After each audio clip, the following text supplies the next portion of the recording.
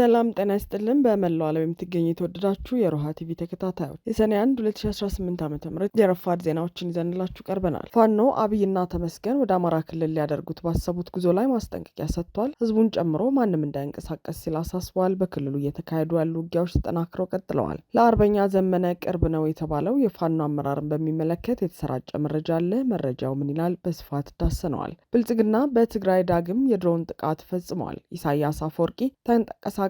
ጦርነቱ ተጀምሯል። ዝርዝሩን ሰምታላችሁ። ኢራን በሚያዝያ ወር ከአሜሪካ ጋር የተኩስ አቁም ከደረሰች ወዲህ ለመጀመሪያ ጊዜ ወደ እስራኤል ሚሳይሎችን አስወንጭፋለች።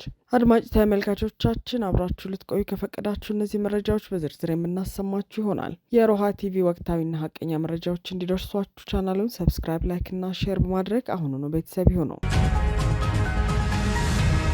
አፋብን ሚኒሊክ እዝ አብይ አህመድና ተመስገን ጥሩነህን ለመቀበል ወደ አደባባይ እንዳይወጣ የወልዲያን ህዝብ አሳሰበ። በአማራ ህዝብ ላይ ዘር ማጥፋት እየፈጸመ ያለው የብልጽግና አገዛዝ ነውሩን ለመሸፈንና በዋናነት የአዲስ አበባን ዲሞግራፊ ለመቀየር እየተጠቀመበት ያለውን የኮሪደር ልማት ሌሎች አካባቢዎችም ላይ ለማስመሰል እየሰራ ነው ሲል አፋብን ሚኒሊክ እዝ አስታውሷል። በዚህም ኮሪደር ልማት ለመመረቅ በሚል አብይ አህመድ ወይም ምክትሉ ተመስገን ጥሩነህ ነገ ማክሰኞ ሰኔ 2 2018 ዓ.ም ወልዲያ ከተማ እንደሚመጡ ለማረጋገጥ ችለናል ብሏል። በዚሁ በዕለተ ማክሰኞ ሰኔ 2 2018 ዓ.ም ወልዲያ ከተማ ሊካሄድ የታሰበው አማራ ላይ እየተፈጸመ ያለውን ዘር ማጥፋት ትኩረት መንፈጊያ የብልጽግና ዝግጅት ላይ የሃይማኖት አባቶች፣ የሀገር ሽማግሌዎች፣ ታዋቂ ግለሰቦችና እንዲሁም አንዳንድ ቲክቶከሮች ልትገኙ ጥሪ እንደተደረገላችሁ መርሃ ግብሩን የሰሜን ወሎ ዞንና የወልዲያ ከተማ አስተዳደር የውስጥ አርበኞች አድርሰውን ለማወቅ ችለናል ሲልም አክለዋል።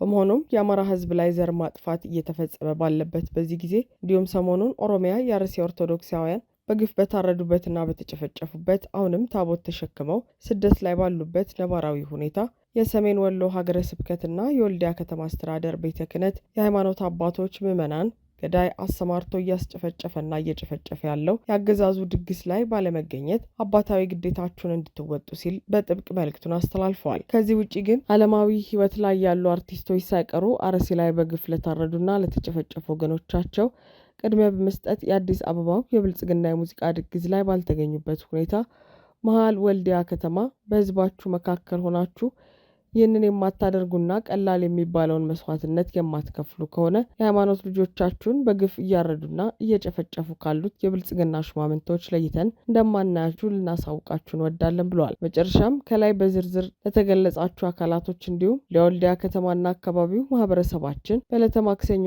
በገበያ ቀናችሁ የሚወጣውንም ህዝብ ለድግሳችሁ ለመጠቀም ሲባል ገዳያችን ብልጽግና ባዘጋጀው የሀገሩ ሰላም ነውና ልማት ነው የሚል ህዝብ ማታለያና ማጭበርበሪያ ዝግጅት ላይ እንዳትገኙ ሲል አሳስበዋል። ይህንን ተላልፎ በተገኘ ማንኛውም አካል ላይ ግን ገዳይና አስገዳይ ከሆነው አገዛዝ ለይተን እንደማናየውና በተናጠል የሚሆን በቡድን ለምን ወስደው እርምጃ ኃላፊነት የማንወስድ መሆኑን ከወዲሁ ጥብቅ መልእክታችንን እናስተላልፋለን ሲል መልእክቱን ቋጭቷል። በሌላ በኩል የቡልጋ ክፍለ ጦር የፋኖ ሰራዊት የምርጫ ኮሮጆ ለመውሰድ በመጣ የአገዛዙ የጠላት ኃይል ላይ ድል ተቀዳጅቷል። አፋብን ሸዋ ጠቅላይ ግዛት አሳምነው እዝ ከሰም ሁለተኛ ኮር የቡልጋ ክፍለ ጦር የፋኖ አባላት የአብይ አህመድን የድራማ ምርጫ ኮሮጆ ከመተብላ ከተማ ወደ አዲስ አበባ በምንጃር ለመውሰድ በመጣ ኃይል ላይ ከፍተኛ ኪሳራ አድርሷል። የአገዛዙ ኃይል መነሻውን ከምንጃር አረሪት ከተማ አድርገው ወደ መተብላ ከተማ ለመግባትና የምርጫ ኮሮጆውን ይዞ ለመውጣት ያደረገው ሙከራ በቡልጋ ክፍለ ጦር አናብስቶች ተገርፎ እንዳሰበው ሳይሳካለት ቀርቷል። ውጊያ ከጠዋቱ 2 ሰዓት የተጀመረ ሲሆን የፋኖ ኃይል ከፍተኛ ተጋድሎ አድርጎ ስለነበር እስከ 10 ሰዓት ድረስ ከፍተኛ የሆነ ትንቅንቅ የተደረገበት ሲሆን ልዩ ቦታው ከአክርሚት እስከ ተሬ በሚባል አካባቢ ውጊያዎች ተካሂደዋል። በዚህም አውደ ውጊያ የብልጽግና ኃይል ላይ ከፍተኛ የሆነ ሰብአዊና ቁሳዊ ኪሳራ ማድረስ ተችሏል። ይህ በእንዲህ እንዳለ 204ኛ አስቻለው ደሴ ኮር ለወራት ያሰለጠናቸውን የፋኖ ሰራዊት አባላትን አስመርቋል። አፋብን ጎንደር ጠቅላይ ግዛት በላይ እዝ 204ኛ አስቻለው ደሴ ኮር ግዙፉ ቴጌ ጣይቱ ክፍለ ጦር ለወራት ያሰለጠናቸውን የፋኖ ሰራዊት አባላት በትናንትናው ዕለት በደማቅ ስነስርዓት አስመርቋል። በምረቃ ስነስርዓቱ ላይ የእዝ የኮርና የክፍለ ጦር ከፍተኛ አመራሮች፣ ጥሪ የተደረገላቸው እንግዶች፣ የሃይማኖት አባቶች፣ የሀገር ሽማግሌዎች፣ ወጣቶችና የአካባቢው ማህበረሰብ አባላት ተገኝተዋል። የኮሩ ዋና አዛዥ አርበኛ ተሾመ አበባውን ጨምሮ ከፍተኛ አመራሮች በመርሃ ግብር ላይ ተሳትፈዋል። በዕለቱ የተገኙት ክቡር እንግዳ ባስተላለፉት መልእክት መልእክት ይህ የኮማንዶ ኃይል የአማራን ህልውና ከማስከበር ባለፈ ለህዝቡ መከታና ጋሻ በመሆን ትልቅ አቅም የሚፈጥርና ጠንካራ አሸናፊ ኃይል ነው ብለዋል። ተመራቂዎቹ በቆይታቸው ወቅት የወታደራዊ ስልጠና ንድፈ ሀሳብን ከተግባራዊ ልምምድ ጋር በማጣመር በቂ ዝግጅት ማድረጋቸው ተገልጿል። በምረቃው ስነ ስርዓትም የሰለጠኑበትን ጥበብና ወታደራዊ ዝግጁነታቸውን የሚያሳዩ የማርሽ ትርኢቶችና ሌሎች ልዩ ልዩ ትርኢቶች ቀርበዋል። በተጨማሪም በስልጠናቸው ከፍተኛ ውጤትና አርአያነት ላሳዩ የኮማንዶ አባላት የእውቅናና የሽልማት አሰጣጥ ተከናውኗል። የፋኖ አመራሩ ከድቶ ለብልጽግና እጁን ሰጠ በሚል በቪዲዮ ታግዞ የተሰራጨ ያለው መረጃ ሐሰተኛ መሆኑ ተገለጸ። የአፋብን የቴዎድሮስ እዝ የፋኖ አመራሩ ቴዎድሮስ የደሜ ለመንግስት እጅ እንደሰጠ የሚጠቁም የጽሁፍና የቪዲዮ መረጃ በማህበራዊ ትስስር ገጾች በስፋት እየተጋራ ይገኛል። የተሰራጨው የጽሁፍ መረጃ የዘመነ ካሴ አብሮ አደግና የዘመነ ካሴ ቀኝ እጅ ቴዎድሮስ የደሜ የሚመራውን ታጣቂ አሳልፎ ወደ ሰላም መጥቷል የሚል መልእክት ያዘለ ነው። በተጨማሪም በቪዲዮ ላይ የሚታየው ግለሰብ እኔና ጓደኞቼ ከመንግስት ጋር በመስማማት እጃችንን የሰጠን ሲሆን ከዘመነ ካሴ ጋር የነበረን ግንኙነት በዚህ አብቅቷል ሲል በግልጽ ይደመጣል። ይህን የጽሁፍና የቪዲዮ መረጃ በስፋት ካጋሩ የማህበራዊ ትስስር ገጾች መካከል የፍቅር መንገድና ዲጂታል ኢትዮጵያ የሚባሉ የፌስቡክ ገጾች በዋነኝነት ይገኙበታል። በተለይም የፍቅር መንገድ የተሰኘው ገጽ የተጋራውን ይህንን የጽሁፍና የቪዲዮ መረጃ ከ140 በላይ ፌስቡክ ተጠቃሚዎች መልሰው ለሌሎች ያጋሩት ሲሆን በርካታ አስተያየቶችም ሰጥተውበታል። ይህንን ጉዳይ ተከትሎ ጋዜጠኛ ኤልያስ መሰረት ወይም ኢትዮጵያ ቼክ መረጃውን ለማረጋገጥ አደረግኩት ባለው ምርመራ ቪዲዮው ፈጽሞ እውነተኛ እንዳልሆነ አረጋግጧል። ኢትዮጵያ ቼክ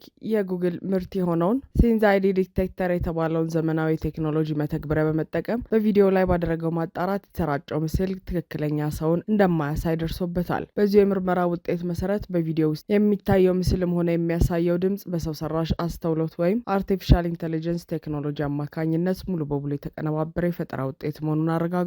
በቪዲዮ ላይ የሚታየው የከንፈር እንቅስቃሴ፣ የፊት ገጽታና የድምጽ ቅንብር አንድን ትክክለኛ ሰው አስመስሎ በኮምፒውተር ፕሮግራም የተሰራ እንጂ በገሃዱ ዓለም የተፈጠረውን ክስተት የሚያንጸባርቅ አይደለም። ከቅርብ ጊዜ ወዲህ በሰው ሰራሽ አስተውሎት የሚፈበረኩ መሰል የዲፕ ፌክ ቪዲዮዎች ከጊዜ ወደ ጊዜ እጅግ በጣም እየተበራከቱና በርካታ ሰዎችን ለተሳሳተ መረጃ እያጋለጡ ይገኛሉ። አጥፊና አሳሳች መረጃ አሰራጭ አካላት እነዚህን እጅግ ዘመናዊ የሆኑ የቴክኖሎጂ ውጤቶች በመጠቀም እውነተኛ የሚመስሉ ነገር ግን ፈጽሞ ያልተፈጠሩ ክስተቶችን በመፍጠር ህብረተሰቡን በማሳሳት ላይ ይገኛሉ። የአይነቱ ቴክኖሎጂ የፖለቲካ ውዥንብር ለመፍጠር፣ የተሳሳቱ ትርክቶችን ለማራመድና የሰዎችን ስነ ልቦና ለመጉዳት ሆን ተብሎ የሚሰራጭ አደገኛ የሐሰተኛ መረጃ መሳሪያ ሆኗል። በተለይም አሁን ባለንበት ወቅት የፖለቲካና የጸጥታ ሁኔታዎችን መሰረት በማድረግ ግለሰቦች ያልተናገሩትን እንደተናገሩ አድርጎ በማቅረብ ህብረተሰቡ የተዛባ መረጃን አምኖ እንዲቀበል ማድረግ የተለመደ የማጭበርበር ስልት ሆኖ ብቅ ብሏል። ሰዎች እውነተኛ ቪዲዮ እየተመለከቱ